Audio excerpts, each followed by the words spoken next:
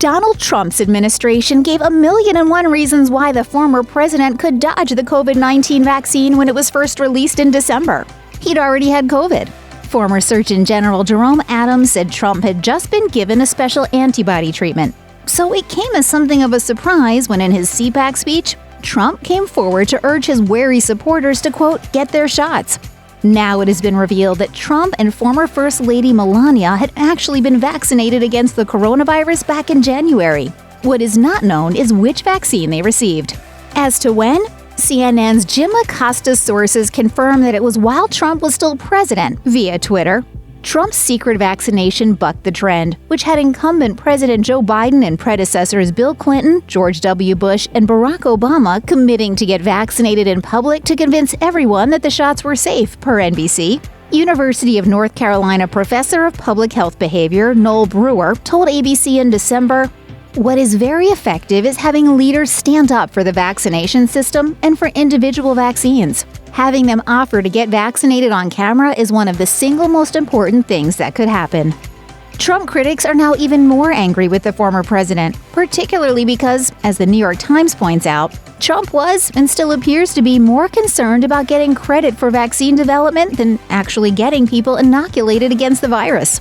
It wasn't just a colossal oversight or gigantic communications mix-up, as CNN's Betsy Klein tweeted, "We repeatedly asked the Trump White House for information on whether the president and first lady had been vaccinated or intended to receive a vaccine.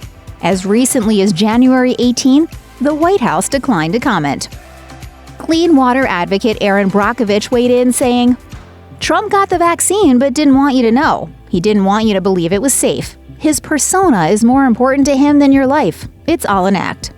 Actress and activist Rosanna Arquette also jumped on the news, tweeting, "Hold on, Trump and wife got the COVID vaccine in January? I thought they didn't believe in it. I thought they felt it was a hoax and didn't believe in the vaccine, or that COVID was a deathly lethal disease that didn't require masks. 500,000 plus human beings died because of the lies." One of her followers tweeted back rather poetically, "The Trumps, a hoax for thee, but not for me."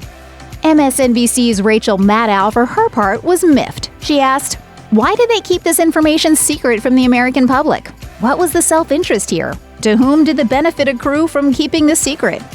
Trump has gone on the record for being against vaccinations in general.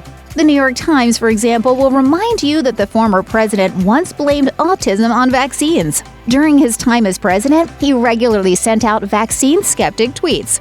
As Bloomberg reported, Trump was conspicuously absent from the country's COVID-19 vaccine rollout. And according to a study by PsychNet, research showed that Trump's anti-vaccine tweets really did make the former president's supporters more concerned about vaccine safety. While ABC reports that 1 in 3 Americans are vaccine skeptics, the vaccine skeptical are not evenly divided amongst the United States demographics. Axios reports that white Republicans are more anxious about getting the vaccine than any other demographic. A March 2021 poll shows that nearly 41% of Republicans do not intend to get a COVID vaccination, and an additional 11% are unsure. Meanwhile, Dr. Anthony Fauci has estimated that up to 90% of American residents must be vaccinated in order to reach herd immunity. It's math like that which makes the New York Times editorial board suggest that Donald Trump should become, quote, a celebrity vaccine crusader. Given Trump's about-face at the CPAC conference over vaccines, he might well be able to make a difference. Check out one of our newest videos right here. Plus, even more list videos about politics are coming soon. Subscribe to our YouTube channel and hit the bell so you don't miss a single one.